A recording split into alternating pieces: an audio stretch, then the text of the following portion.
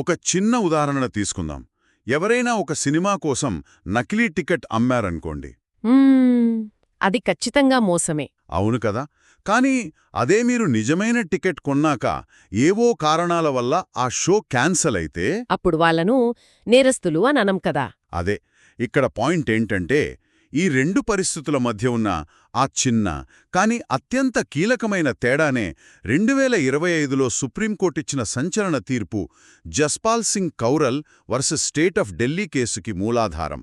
ఈనాటి మన లోతైన విశ్లేషణలో ఈ కేసు గురించే మాట్లాడుకుందాం. ఖచ్చితంగా. ఆ సినిమా టికెట్ ఉదాహరణ ఈ కేసులోని చట్టపరమైన చిక్కుముడిని విప్పడానికి సరిగ్గా సరిపోతుంది. అవును. ఎందుకంటే నకిలీ టికెట్ అమ్మడం అనేది అబద్ధపు వాగ్దానం లాంటిది. అంటే ఇంగ్లీష్లో ఫాల్స్ ప్రామిస్ అంటాం కదా, మొదట్నుంచి మోసం చేయాలనే ఉద్దేశం ఉండటం.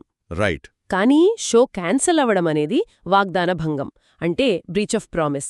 నిజాయితీగానే మాటిచ్చారు, కాని పరిస్థితులు సహకరించగా ఆ బంధం విడిపోయింది. ఇక్కడే నాకో పెద్ద సందేహం వస్తోంది. అసలు ఈ కేసులో ఏం జరిగిందంటే 2011 నుండి పరిచయం ఉన్న ఇద్దరు వ్యక్తులు, ఇద్దరికీ అప్పటికే పెళ్లిళ్ళయ్యాయి. వాళ్లు 2016లో మళ్లీ దగ్గరయ్యారు. అవును. కెనడాలో ఉండే వ్యక్తి ఇండియా వచ్చి ఆమెను పెళ్లి చేసుకుంటానని, ఆమె పిల్లల్ని కూడా చూసుకుంటానని మాట ఇచ్చాడు. ఆ నమ్మకంతోనే ఆమె 2019లో తన భర్తకు విడాకులిచ్చేసింది.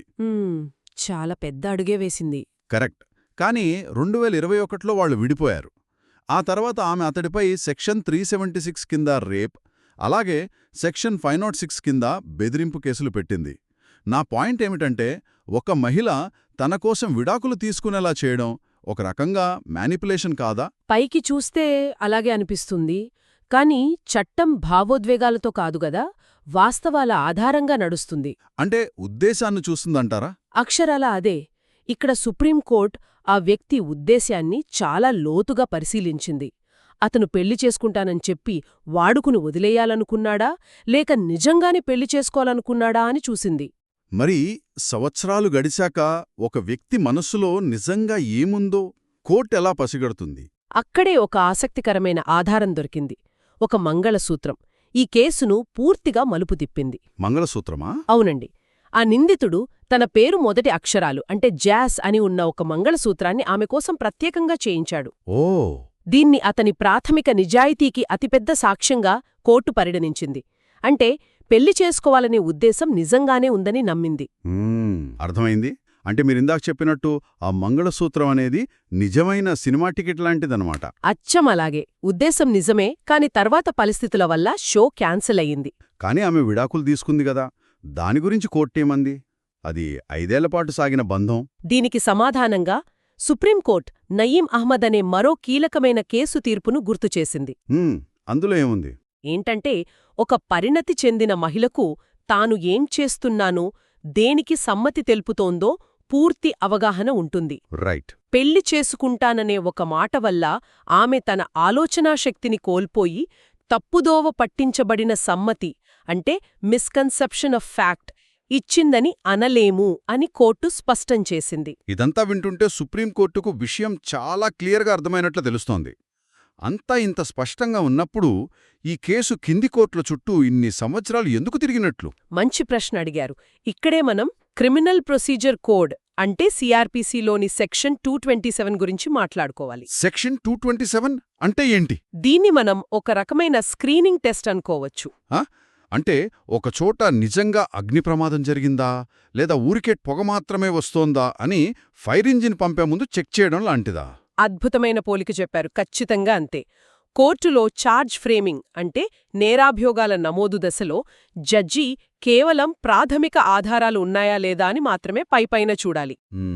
అంతేకాని అక్కడొక మినీ ట్రయల్ నిర్వహించకూడదు. మినీ ట్రయల్ అంటే ఆధారాలను లోతుగా తవ్వడం అంటారా? అవును. ఆధారాలను లోతుగా విశ్లేషించి ఎవరిది తప్పు, ఎవరిది ఒప్పు అని విచారణ ప్రారంభ దశలోనే తీర్పు చెప్పకూడదు. ఓహో! మరి ఈ కేసులో కింది కోర్టులు ఏం చేశాయి? ఈ కేసులో కింది కోర్టు ప్రాథమిక ఆధారాలు లేవని, అతన్ని నిర్దోషిగా వదిలేస్తే హైకోర్టు తన పరిధి దాటి లోతుగా విశ్లేషించి మళ్లీ కేసు విచారణకు ఆదేశించింది. అంటే హైకోర్టు మినీ ట్రయల్ చేసేసిందన్నమాట. అవును.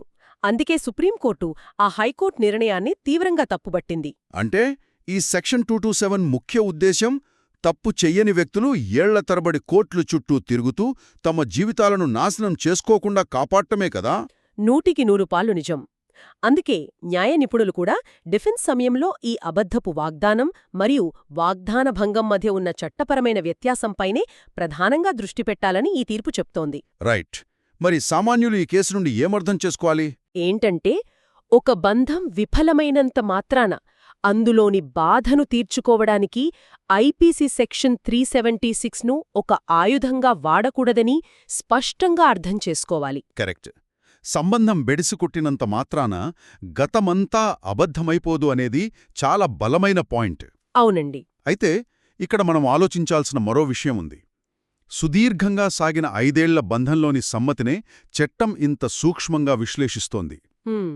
అలాంటప్పుడు వేగంగా కలుసుకుని, క్షణాల్లో వాగ్దానాలు చేసుకుని, రోజుల వ్యవధిలో విడిపోయే నేటి డిజిటల్ డేటింగ్ యుగంలో అసలు వాగ్దానం మరియు సమ్మతికి సంబంధించిన చట్టపరమైన సరిహద్దులను భవిష్యత్తులో కోర్టులు ఎలా నిర్ణయించబోతున్నాయి? నిజంగానే ఇది చాలా ఆలోచింపజేసే ప్రశ్న. అవును గదా!